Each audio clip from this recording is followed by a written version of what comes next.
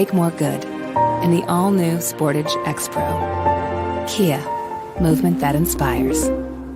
Quaker Steak and Lube is throwing open the garage doors and setting up the umbrellas. It's patio season. Come enjoy great food, drinks, and fun in the sun. There's always something happening at Quaker Steak and Lube, but we're really amping up our event calendars for our favorite time of year.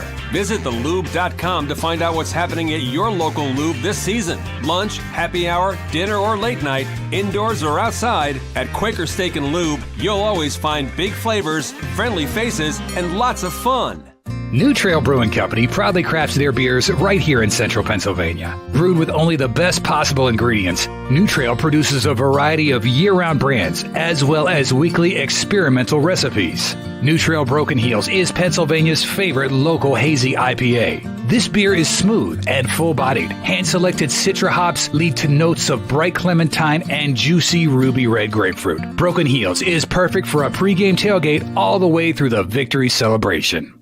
What's the best mid-size pickup? Tacoma. What's the #1 mid-size truck in resale value? Tacoma. Want to get great gas mileage, 4 doors, and 4-wheel drive? Tacoma. Sioka Toyota of Williamsport has over 25 available right now. You can lease a brand new, never-driven Toyota Tacoma for just $379 a month. That's 30 months, $3,000 cash or trade, 10,000 miles a year. This is while supplies last. Buy yours or reserve yours today and see the Sioka difference. And remember, tell them Johnny sent you.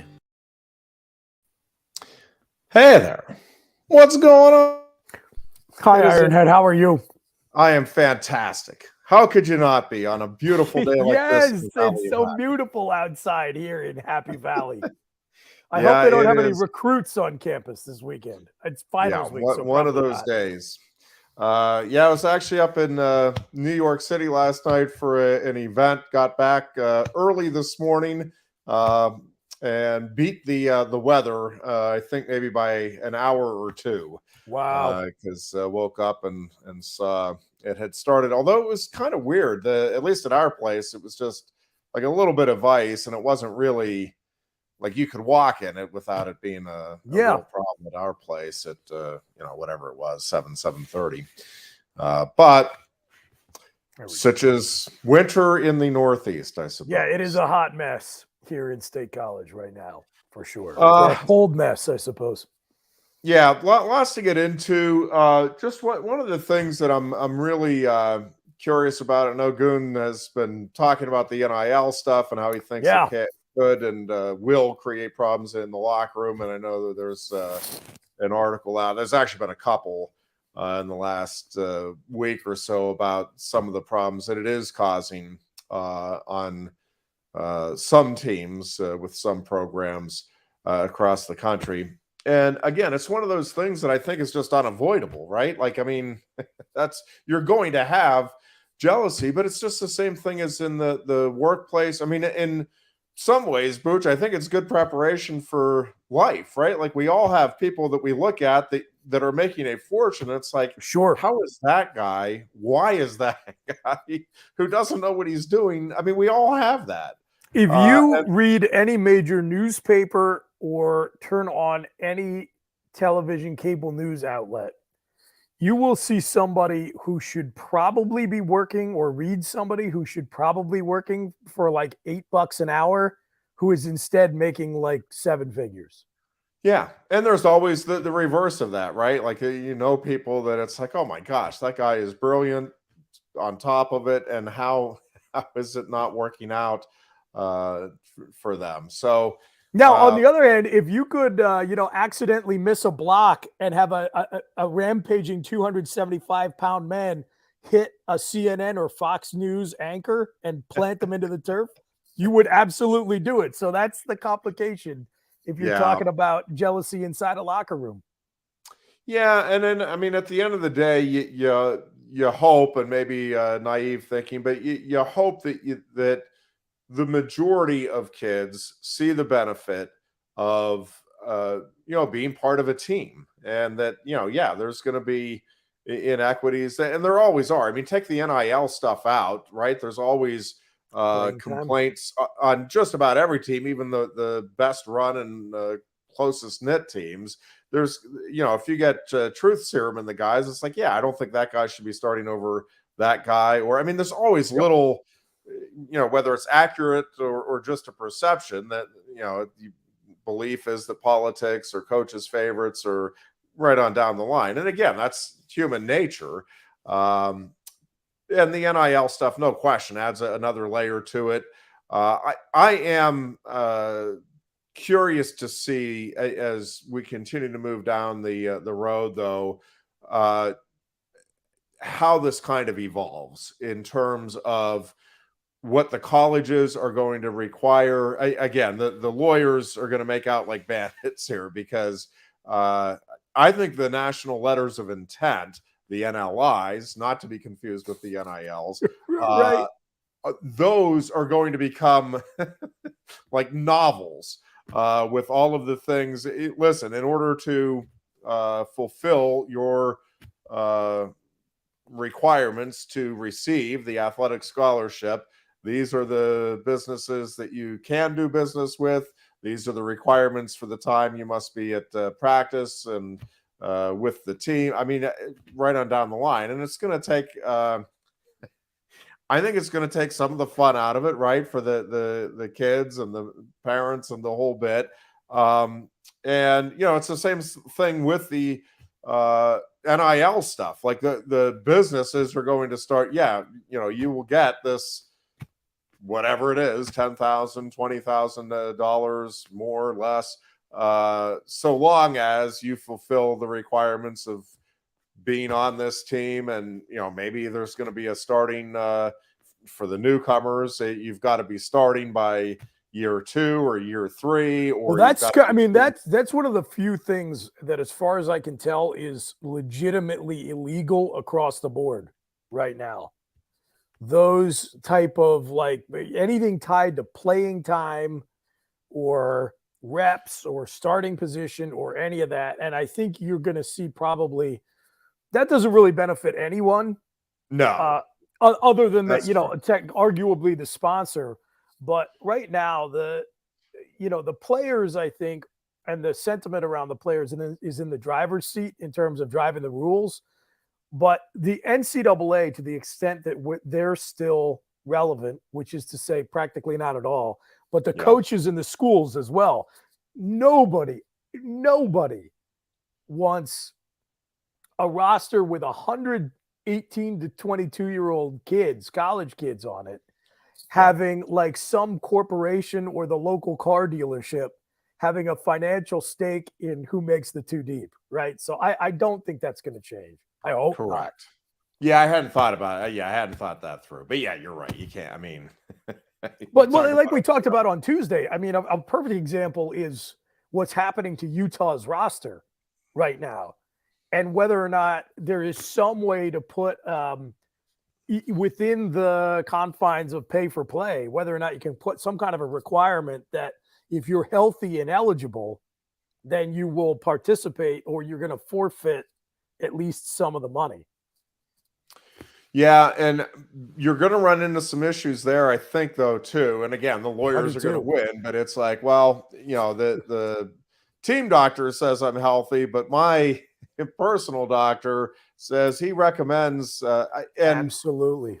Again, where is the line? It's one thing to recommend you don't play, but can you play? Well, sure. Again, it's going to be in the language of all of the minutia with this stuff. It's like, well, I mean, yeah, I could play, but I'm risking injury. Well, yeah, anytime you step on the field, you're risking injury. Anytime you walk out the door in the morning, you're risking injury. It's to what degree, and I don't know. The liability factors here are going to be just fascinating, I think, to watch. And the other component of it, and I had somebody. We were talking about something else, and it really started me to thinking about the possibilities here. And I don't know I don't know what the workaround here is, but largely I've been focusing on thinking about, okay, well, if the guy's shoulder is hurt, but it's not, it's not dislocated, there's not anything that is physically preventing him from playing, and I'm just picking the shoulder. I mean, it could be any body part. That's one thing. What the other component that everybody is, or a lot of people anyway, everybody should be focused on, but is what if you have the player who, you know what, I am stressed out, dude. Like, I need a mental health couple of weeks here right around bowl time to get my, right. my head cleared. And I'm just telling you, with the, what we've seen at the highest, I mean, Simone Biles is, setting the stage for, and again, how are you going to be able to accurately judge whether somebody is, yeah, my God, they need, like, they are going through a mental health crisis, they need this time, or I'm not risking injury by playing in that stupid bowl game. And so this is, and again, I don't know how you write the language. I don't know what the answer is there, because I don't know how anybody gets inside that. And, it's one of those things too, where it's not one of those, we've become, with our kiddo, we watch a lot of the game show type of TV shows, and that Ellen DeGeneres's nighttime show with Twitch, who of course lost his life by suicide here yesterday. But Reggie, our kiddo and our family were big fans of Twitch, and the perception, right? I mean, was that guy is as happy-go-lucky as anybody out there. When your fame is dancing, like, it lends itself to you believing that person has to be having a great life and is living his best life. And I mean, everything I ever saw, not that I followed him closely or felt like I knew him, but, there were all kinds of videos that he put out of just happy dancing in the street. And he was, just seemed like a fun, lovable guy. And again, every time I saw him, it was a big smile on his face and joking around, and again, just seeming to enjoy life. So it's not one of those things where it's like, okay, well, this guy's been happy all season, he's putting on smiles, so we know that he doesn't need an actual mental health day. Yeah, you don't know what's going on behind the scenes. And so I don't know, that's just another component to what I think is going to be an increasingly complex world in intercollegiate athletics. I still think a better long-term solution is just going to be fan bases readjusting their expectations. And we talked about this around bowl time last year, that we stop thinking about bowl season as the end of the fall season, and really like just almost like a little bit more of, here's your sneak preview of next year. And I think once you make that transition, it's weird for us, right? Because we always grew up with the bowl season as the pot of gold at the end of the rainbow for that year's team. It's clearly that's not the case anymore. It hasn't been for a few years. As I start to reorient my perception of the whole thing, I don't know. I think it's kind of exciting to say, well, now we're going to get, we saw what this group could do. They earned the right to go to the Rose Bowl. And in Penn State's case, it looks like there were going to be very few opt-outs. If the guys who were on the media interview list that was submitted for the Rose Bowl this week are indicative of who's going to play, right, it's really the only two we already know about. And that's Joey Porter and Parker Washington. But Parker wasn't going to play anyway because he's recovering from injury. But those two guys declared for the draft and they're out. As far as we know, everyone else is still planning to play in the bowl game, and that includes Jair Brown and Mitch Tinsley and some of these other upperclassmen who they're, after the Rose Bowl, their time at Penn State is done with. So nevertheless, I still think we will see maybe a couple of young guys. And in previous years, certainly last year in the bowl game, what was it, like 7 defensive starters? So you're seeing a different team that's only going to exist for that one little period of time. But I like the idea of getting a chance to see what you've got on the roster and what they can show you. So that, I think, is just what people are going to have to get used to. Yeah, I think you're right. And I hadn't really thought about it in those terms as it being a sneak preview, but I think you're right. That's It's a heck of a lot more interesting the blue-white game. If you've got a blue chip guy who you have been hearing a lot about over the course of fall practices, that's a chance to see that player in a live fire situation. And the last chance you're going to get to see him in that kind of scenario until September. Yep. So, people like Utah fans, like now you're going to get to see what your tight end of the future looks like. Yeah. I'm certainly not breaking my heart as a Penn State fan. I'm sure it stinks to back the Utes, but too bad. Stuff happens, I think, is the saying. Exactly. Yeah, I am also just I am excited for this game and to see kind of what Penn State is able to do on both sides of the ball. And yeah, it'll be interesting to see who gets maybe some extra reps and a little more playing time as the game progresses. And listen, I've been having some ongoing discussions about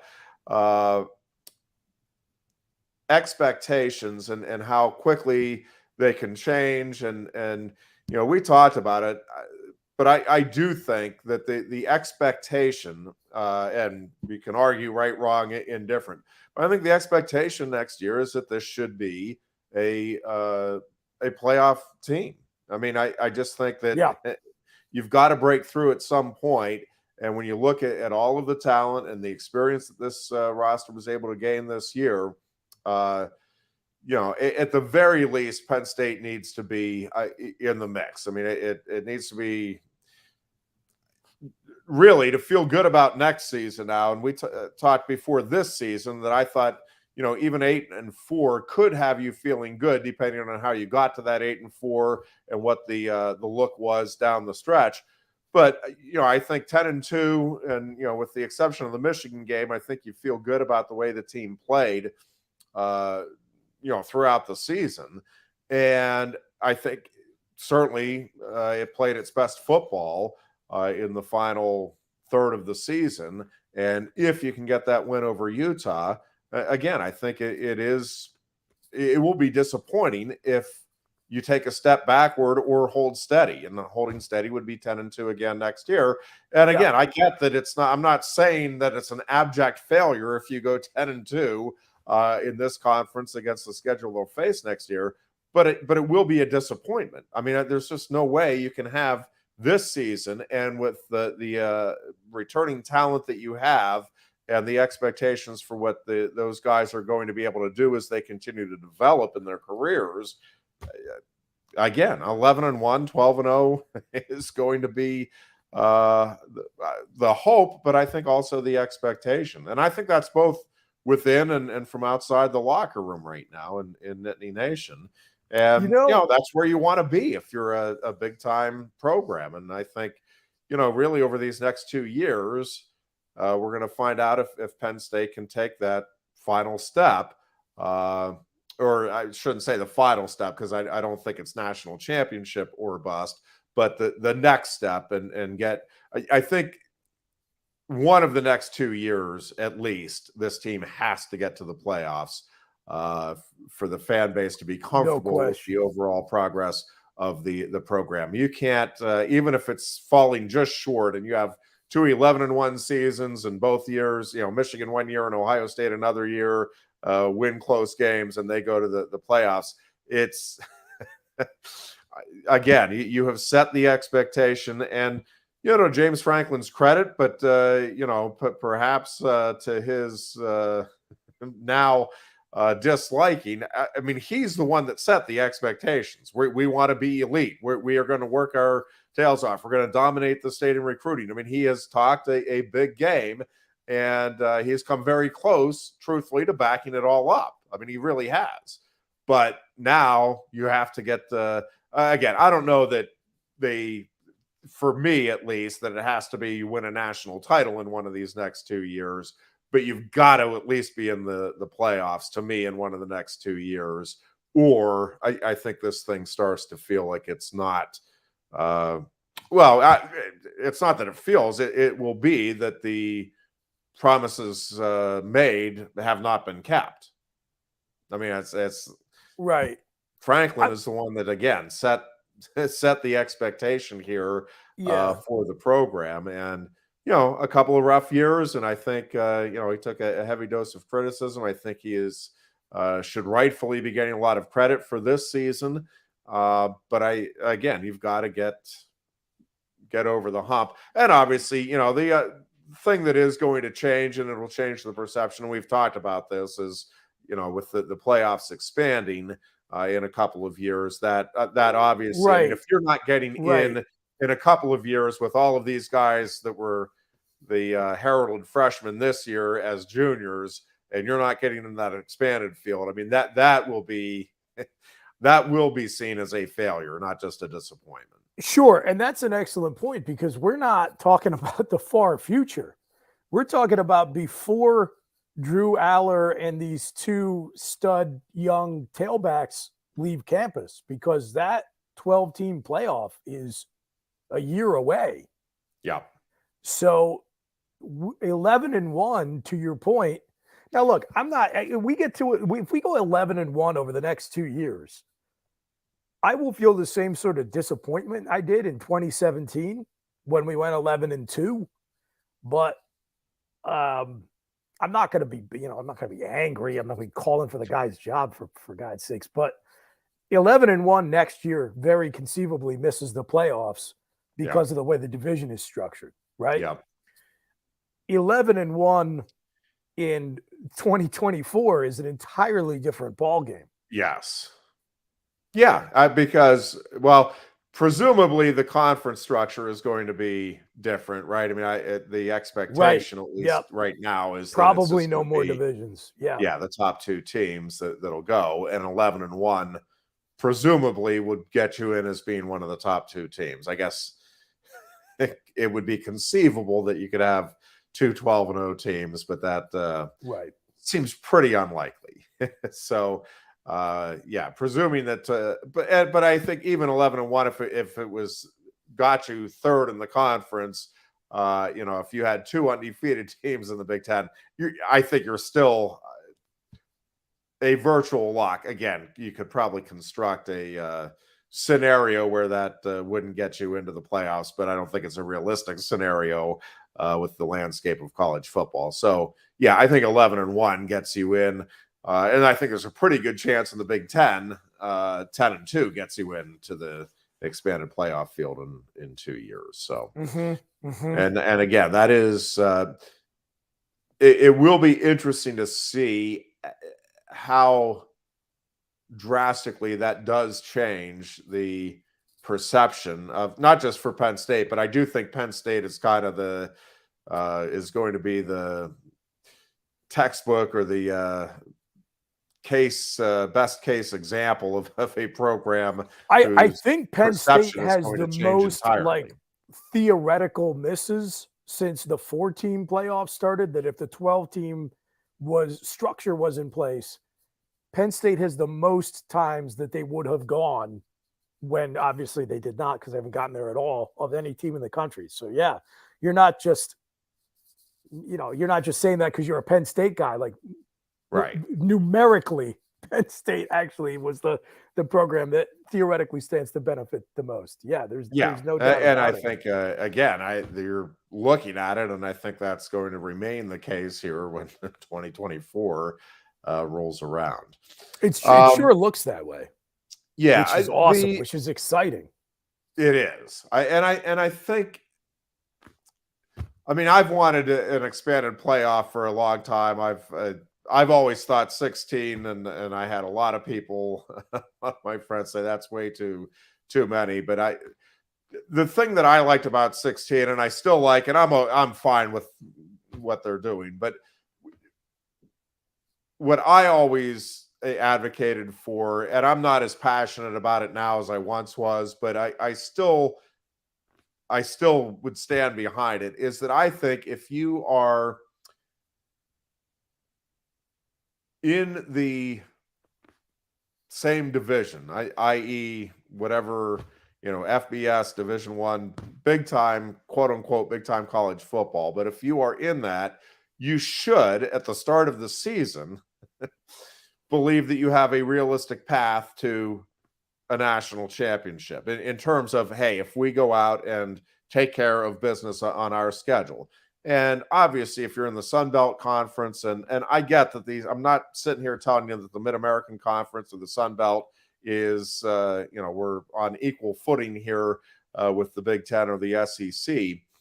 But, and if you want to have, kind of a subdivision, like, something in between the Power Five and the next division of football, what was Division II, that's fine. And, you can have a group there. But if we're all going to have and pretend that this is all, so I always thought that just having the 11 conference champions, and yes, I think 90% of the time, 99% of the time, Sun Belt Conference is going to get matched up with the SEC and get blown out.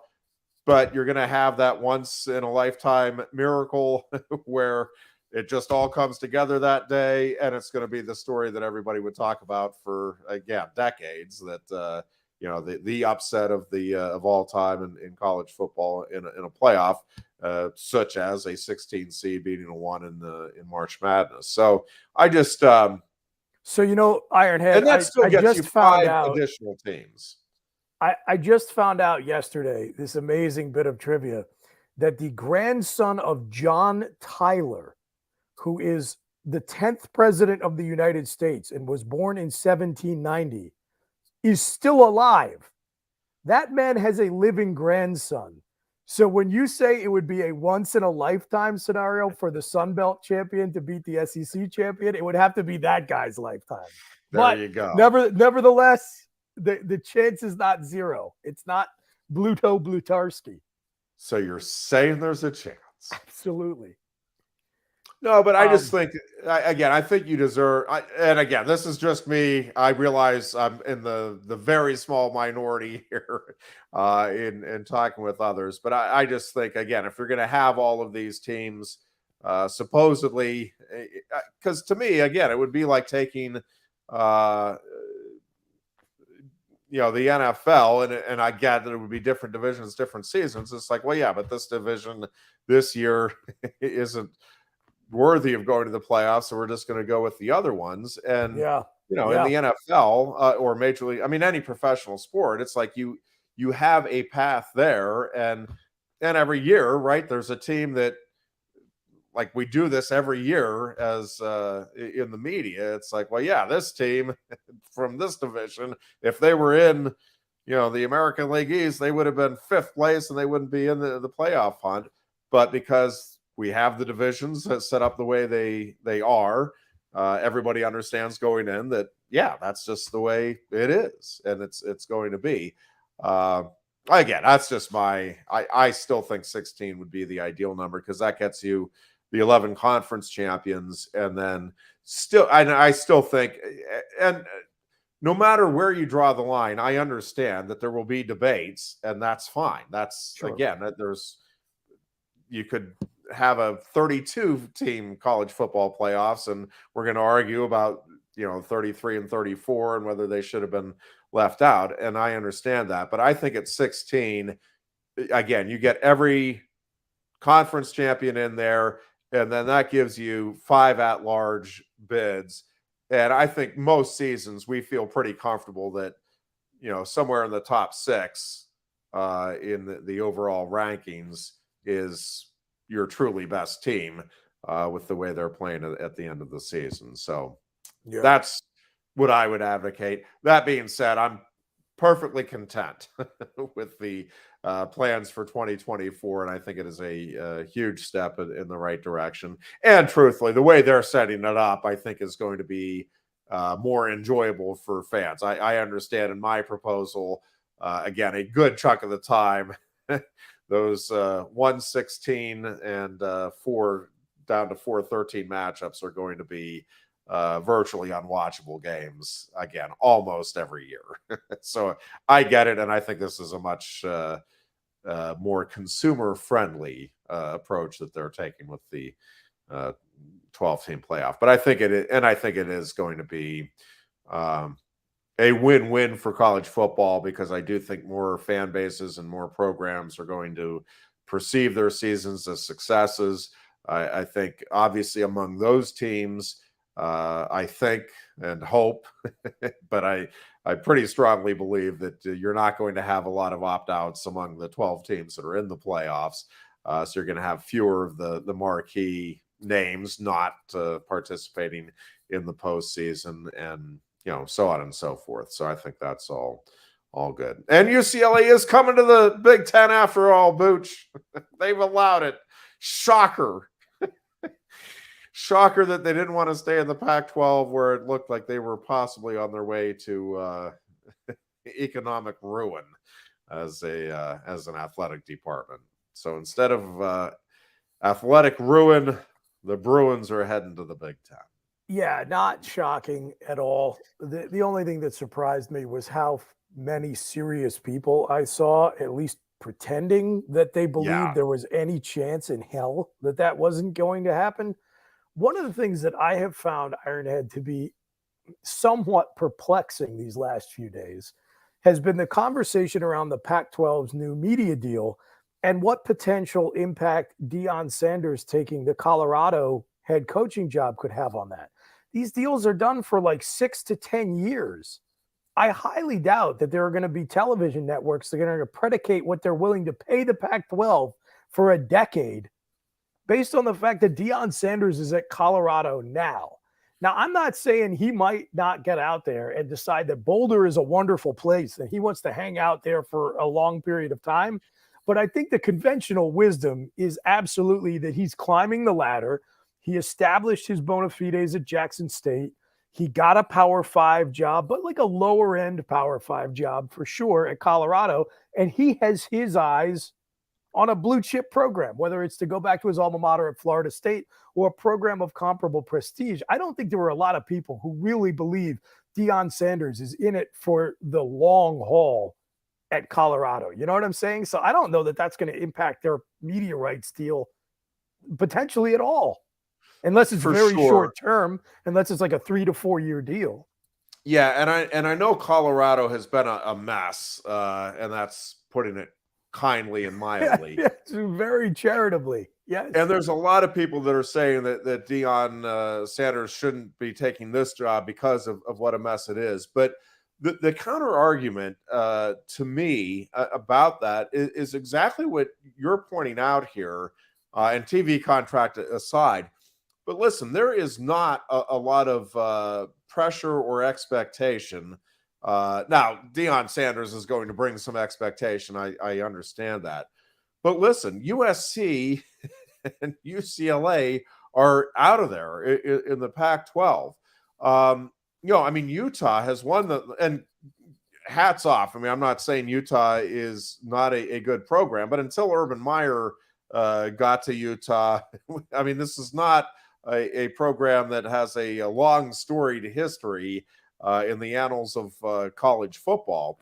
And so I don't think it is quite as, now I don't know what all, I mean, I've read enough that I think there are some real concerns about the leadership within the athletic department of Colorado, and I understand that. But that's a big if you can get that figured out or just push through it if you're Deion Sanders.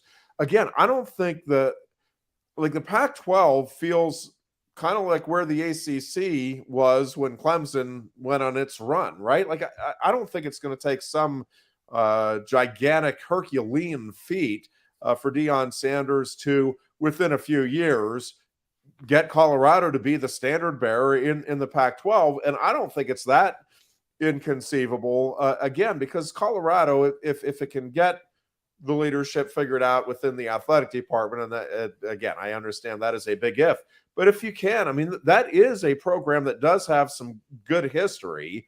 Not that long ago. I mean, my lifetime, so it's not in my mind that long ago. And I think you have a chance to, be the guy. Now, my expectation is like everybody else's. I think Sanders will have some success there. we'll get some things turned around, heading in the right direction, and then we'll be offered and we'll take, yes, a marquee job. But that being said, I can see a scenario, and I don't think it's all that far-fetched, where it's like, no, this is just a comfortable spot. I can dominate the Pac-12, get to the playoffs 3 or 4 years out of every 5 being here, and even if I don't get a ton of wins there, that's a reminder. 12-team playoff, right? Like the ante to get in is so much lower now. And listen, we'll see. I mean, I still don't know how all of this is going to play out, but it could be that it's not just USC and UCLA that have departed when this is all said and done. That's I'm still among those that, for sure, believes that Oregon and Washington and maybe even some others are not going to be far behind here in the departure, new TV deal or not, in the conference. And who was thinking or talking about any of the HBCU programs before Deion took the Jackson State job? And I understand that temperamentally, Deion Sanders is not the type of player who is beloved by the Penn State fan base. I also understand there are a lot of fans in our state and around the country who have absolutely no affection for the Dallas Cowboys franchise. I am one of them, and Deion is closely associated with the Cowboys. So even at the time, I knew staking out a pro Deion Sanders position on anything was not the easy path to endearing myself to the audience. But again, call them like I see them. I'll eat poop when I'm wrong. Like when I said I thought Penn State was going to be 7-5 this preseason. I'm so happy to be wrong. But I thought it was going to work. I thought, you know what? Like everybody's saying, oh, this guy's fake. He's a phony. He's not going to dedicate himself to it. I don't know. I just thought he was going to pull it off. And he did some pretty remarkable things just in terms of what happened on the field there. Some of the talent he was able to bring in. I'm a total believer that he can turn Colorado's program around relatively quickly. I mean, you just look at what a coaching and culture change did at Kansas in 1 year under Lance Leipold this year. Yeah. And then you look at Colorado, that is a program that does have the resources. There's a very short list, Ironhead, of programs that have won a national title in the last 35 years and produced a Heisman Trophy winner in the last 35 years, much to our consternation as Penn State fans. And Colorado's done it. Now, I'm not saying they haven't backslid far, far down. I don't think they are a legitimate national title contending program any longer. But what I'm saying is, in terms of the foundation that's there, to your point, contrasting it with Utah, it's not that far off. And it's a cool campus, and it's a nice place to spend your college years, right? And the connections that Deion has in terms of being able to bring some NIL resources to the table, I think he can very quickly get that program into contending status in the Pac-12. And then to your point, once you're there, you are in that inner circle of what we'll come to know as playoff contenders in the 12-team playoff era. So, yeah, I think he's going to be able to get the program to a point where he is a viable candidate for a more prestigious job if he wants it. Yeah. You mentioned the Dallas Cowboys there, and I just wanted to touch, Micah Parsons set off a little bit of a firestorm with Eagles fans. With this his, is hard on my heart. Is it Jalen Hurts or is it the team? And here's my thing, Booch, is it is both. Like Jalen Hurts is having, no question, an MVP season. I'm not, if I had a vote, I wouldn't be able to decide just yet. You got to see how this thing plays out in my mind. Jalen Hurts is certainly one of the strong contenders, and to this point in the season, I would argue that he is certainly as valuable, if not more, than any other player in the NFL, both to his team and to the league in terms of what he has brought to the table consistently throughout this season. But here's the thing, and it just I feel like we do this all the time in football and just don't understand or appreciate that it is a team game. And I mean, I think Micah is right. Yeah, I mean, Jalen Hurts has a lot of things going for him, has two big time receivers, has an offensive line that is fantastic. A running back, several running backs, but a running back in Miles Sanders, who is having to this point, a career year for himself, and a defense that is playing lights out and consistently well. And it is all fitting together. And I think, yeah, if you take out any component of that, this isn't playing out as successfully as the Eagles season is. But you go back to any Super Bowl team, any MVP over the years, I'm just telling you, it is there is no running back who has ever rushed for 2,000 yards without being both great themselves and with having some pretty good help up front. Like you Sure. cannot, no matter how great you are, if you have the worst offensive line in the NFL, you're not rushing. I'm not saying you have to have the best offensive line. Great backs can help an offensive line look better than it might be, but you have to get some blocks. You have to have some room. Quarterbacks, the same thing. I mean, Tom Brady is as great as he has been, and he's been phenomenal, not so much this season, but over the course of his career, as good as it's been. But yeah, he's had good system, good receivers, good defenses some years, occasionally really good wide receivers. But I mean, it's always circumstance, right? It's the right person at the right time. And Jalen Hurts, I don't think is any question, is the right quarterback at the right time. And I get a kick out of the discussions, straight up, if you had Patrick Mahomes or Jalen Hurts, who are you taking? And to me, that's not when you're talking, again, to me, when you're talking MVP, that's not the conversation. It's not who's the best. Yeah. Right. And I think that is debatable for a particular season. But it is who is most valuable. And, part of it is the natural gravity of the position and the leadership that is needed there. Right. I mean, Jalen Hurts, it's hard to argue that the success of the Eagles isn't first and foremost dependent on Jalen Hurts. And I would argue that a large part of why everything else is working is the leadership and the confidence that he brings to the offense as a whole. And yes, everybody has to be doing their job, and they have receivers that are making plays and the whole bit.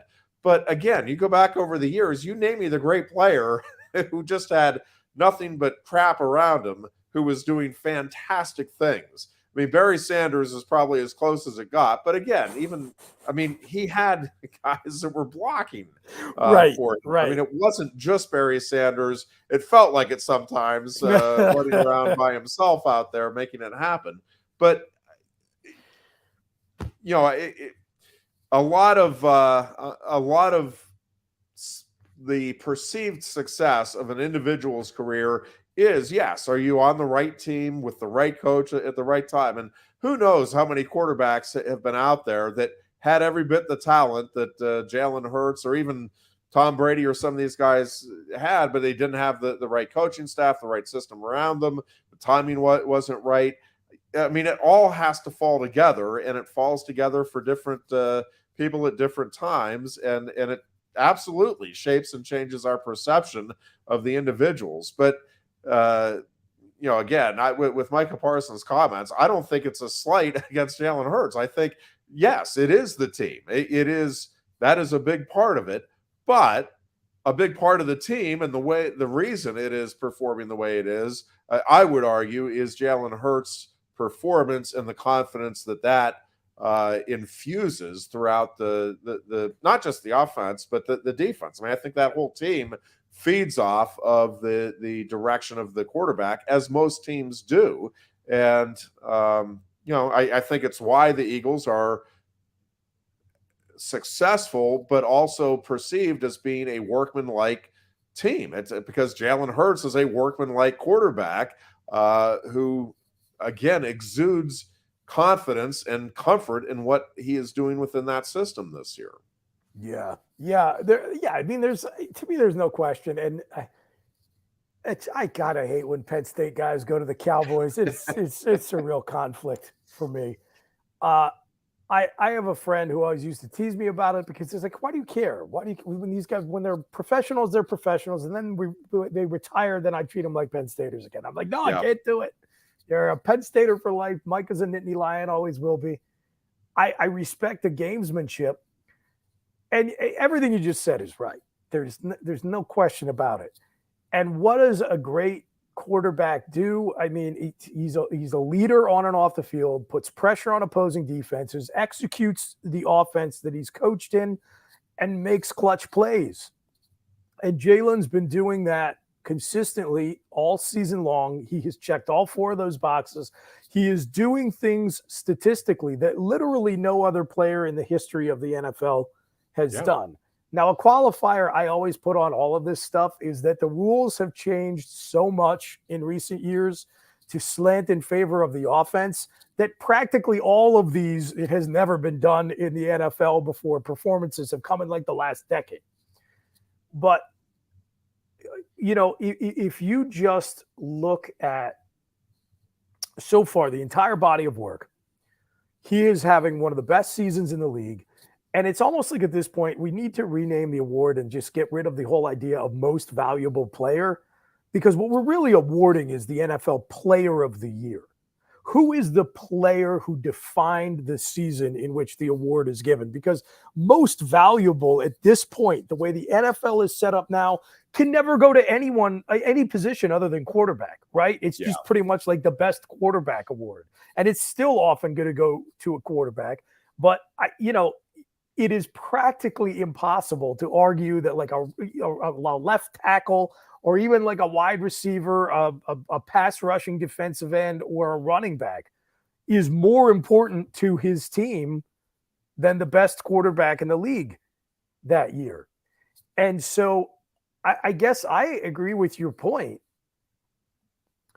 that it's TBD, because the Eagles, for as well as they have played throughout the season, are still battling for that number 1 seed. And I do kind of like, you can argue that adding another wild card team has diluted the playoff field, and I think that ship has long since sailed in the NFL. I do like the idea that there's only 1 first round bye now. It really makes the battle for the number 1 seed much more interesting. And it's going to make the last 4 weeks of the season in the NFC in particular, especially the way they backload the schedule with divisional games, must-see television. And so I think if Jalen wants to, he's got other goals he's chasing, but if you want to talk about Jalen Hurts as an MVP candidate, it's going to be all about what he does quarterbacking the Eagles over these last 4 games, and can he lead the team to the number 1 seed. So, I think it's going to be very, very interesting to watch. And if he does it, Ironhead, then for sure, Jalen Hurts is my MVP. And I think without having like command of all the stats at my fingertips, and I'm saying this not as an Eagles fan, just somebody who is trying to come at it objectively, I think he's in the lead for the award right now. Yeah, as somebody who is definitively not an Eagles fan, I would right. No, I mean you're worried about whether or not Mason Rudolph is in the right headspace to step into a game if he has to come in relief of Mitchell Trubisky. Absolutely, Trubisky could still be MVP if he gets the Steelers to the Super Bowl here. They just went out down the stretch, go on a playoff tear. To my point, it is. They're not eliminated, right? Is it true they're not eliminated from like the 7th playoff spot? It is mathematically that is true. We're saying there's a chance. It's my advice to Mike Tomlin is that I know nobody wants to tank games. I'm just saying, like, you don't have to try that hard. Like, you should probably play for the draft pick at this point. Yeah, I'm kind of with you. And again, I'm in the minority, but I'm not as exercised about the Steelers' issues record this year. Ironhead. I mean, you guys, the Steelers could be back in contention to win the NFC North within 2 seasons. Very easy. Yeah, I mean, in part because you're the way the NFL is set up now. Yeah, and you're in the same division with the Browns, so you feel like you're automatically starting from Right. third. So now you just you need to get past one of the other two. By the way, I cannot believe that the definitively two worst quarterback deals in NFL history both happened this offseason.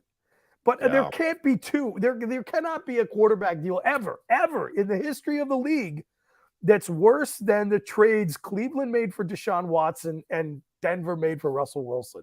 Like, they're the worst. It's not even close. Yeah, and both in the same conference, no less. It's mind-boggling to me. Yeah, and I did not the Watson deal. I mean, it was a risk reward thing, right? I mean, it was high risk and potentially high reward, but I mean, it was high risk. And especially with all the guaranteed money, money. It's mind-blowing. And listen, we'll see. I mean, we're not going to know for sure till we see how things play out next year, but I feel like we have a pretty good inkling at the moment. Yeah. I mean, listen, is it possible that, yes, I guess it's possible. But right now, it's hard to envision a team. All right, this is the guy we're going to go rally behind. Let's rally behind Deshaun the way the Eagles did last year. I'll tell you what, if you want to give some positive hope and vibes in this holiday season to the Cleveland Browns fans out there, I will tell you, I think Deshaun Watson has a better chance of righting the ship here than the Sun Belt champion does against the SEC champ in a theoretical 16-team playoff. How's that? I feel confident. I think that is probably a pretty fair point. Maybe they should just do a 1-for-1 swap and send Russell Wilson to Cleveland and Deshaun Watson to Denver. Maybe they just need a change of scenery. The Russell Wilson one, though, is the one that is more fascinating to me, just because, again, you knew the Watson thing had the potential to go exactly the way it did. I thought it had a chance to go the other way too, but the Wilson thing,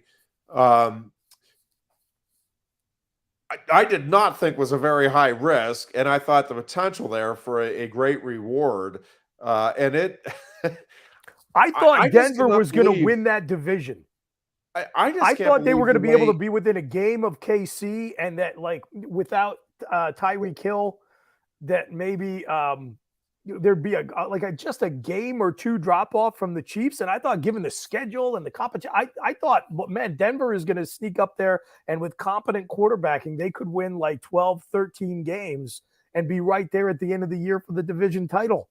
Whoops. But that's the thing. It's not that they fell short. It's that the whole thing imploded, and that Russell Wilson imploded.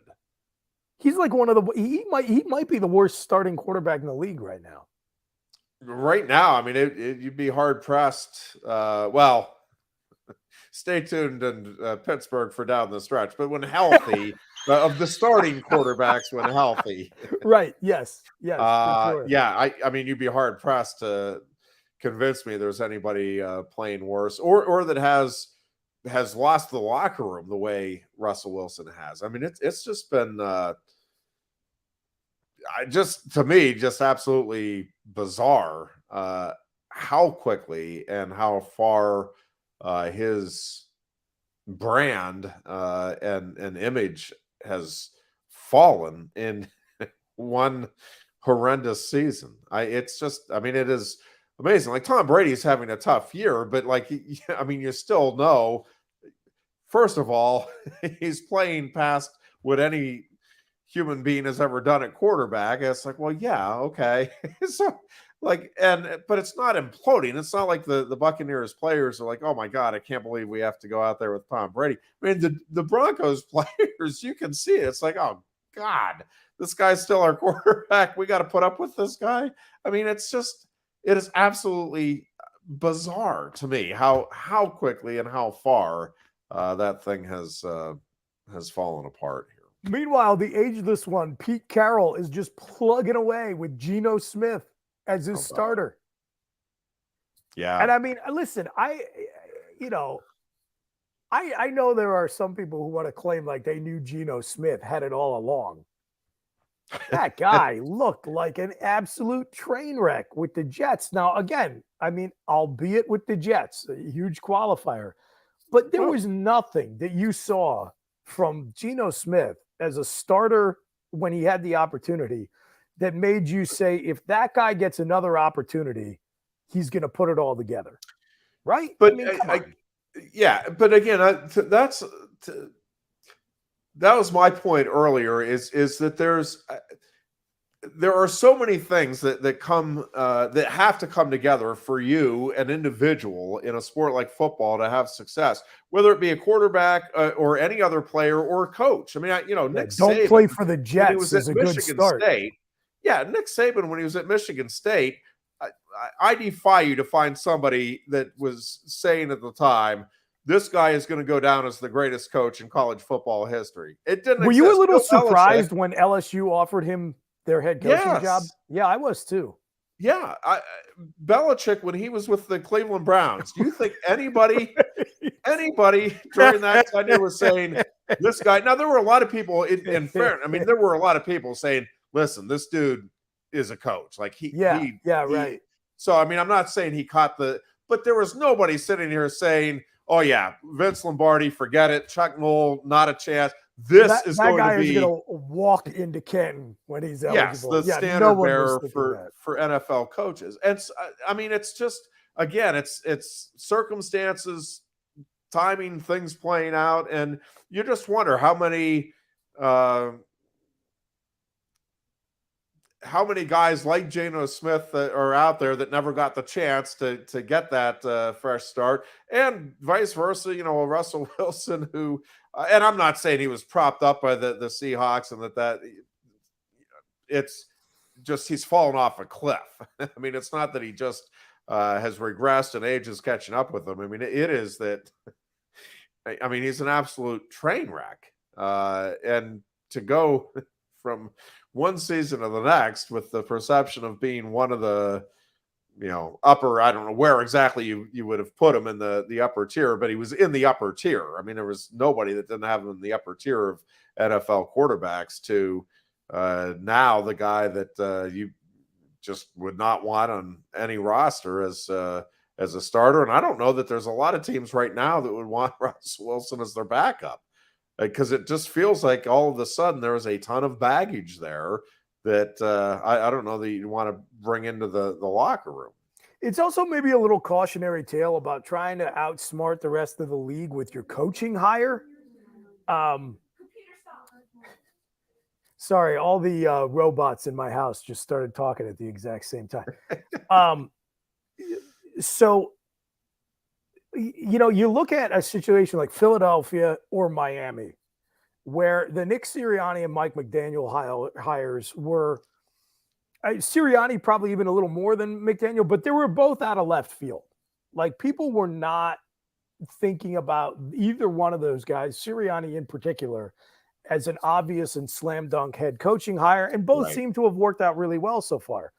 But the problem with going out and, taking a big swing on an unproven commodity, especially when your franchise roster building strategy is push all the chips into the center of the table, which is 100% what Denver did in putting all those assets up in the Russell Wilson trade. Like, man, that is like compounding your risk by then bringing in a guy like Paul Hackett and just being like, well, I'm confident he can make it work. I think that's, not the one size fits all explanation for what has happened with Russ Wilson in Denver this season, but it can't have helped, right? Like, you bring in a greenhorn head coach who not a lot of people were saying, oh, this guy, he's on deck to get a job. And then you bring him into a locker room full of veterans. You strip your organization of its resources to build rosters in a trade. And then the guy you bring in the most important position on your team is an absolute mushroom cloud level disaster. I think you and I were talking about something else the other day, like a week or two ago, with John Elway getting some other kind of job. And I'm like, man, at this point, how many Denver Broncos fans would be like, yeah, John, take it, go for it, advance your career, buddy. Yep. Yeah, it is. It's amazing how quickly perceptions can change, uh, especially in the NFL. Just real quickly, Penn State wrestling heading to New Orleans for the National Collegiate Duels next week. Really curious. So they're taking 20 wrestlers with them, which is will be nice just to have that opportunity for them to experience and see the competition. Yeah, that's cool. That'll be down there. And they'll face Central Michigan and North Carolina, and then probably in the finals, Iowa State or possibly Cornell, but probably the winner of that duel on Tuesday night. But I think it's going to be a really neat opportunity, I think, for the whole team. But I'm really curious to see in particular Van Ness and, especially if it's Iowa State, Facundo could get David Carr there and be just really interesting to see kind of where those guys are at right now in terms of their development against some truly top end competition, and not a bad gig that we get to go to New Orleans for. No, so that's awesome. Looking forward to that next week. Knowing what I know about some of the interesting behind the scenes technology situation down there in the Big Easy, dare I ask, I'll say how, not if, people will be able to yes, fingers crossed. We think we have everything worked out here. We will find out. But yes, gopsusports.com is we'll have the audio feed, and then locally I believe it'll be on 1390 AM the WRSC and the 93.3 FM signal for them as well. So it should be again just a lot of fun, and as long as the modem plugs into the phone line okay, and mom doesn't pick up the phone while you're broadcasting, you're going to be all set. Telling you, it has been an amazing little adventure. I've never thought in this day and age that finding an Ethernet line and make sure you guys bring a couple extra CompuServe and AOL CDs along with you in case you have to reinstall the software. I'm telling you, it's been an interesting adventure, but hopefully we're keeping our fingers crossed. Everything is smooth once we get down there, and again, it should be just a couple of great days of college wrestling. Well, good luck to the Nittany Lions and you too, man. Enjoy yourself down there. That I will do. No, not too much. I've only been to New Orleans once before, and I do love the food. And yeah, they have some pretty good beverages down there. But it's really a neat city for history too. Yeah, and obviously live music, and history and live music are two of my favorite things. So I really am looking forward to the trip. I'm not sure. I am sure that I'm not going to see and do everything I'd like to do while we're down there, but I am excited to see. We'll have some time Sunday, especially, to just do a little exploring and see. Try to see a little more of the city than I saw last time. So am looking forward to that. And hope everybody has a great weekend. Hope the dear Goon is feeling better and is ready and raring to go next week. And until Tuesday, we hope that you are all both good and safe. Go Birds.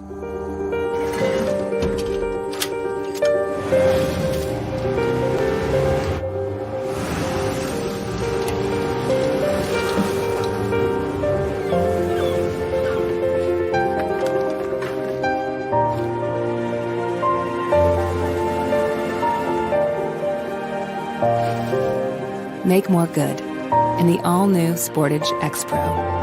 Kia, movement that inspires.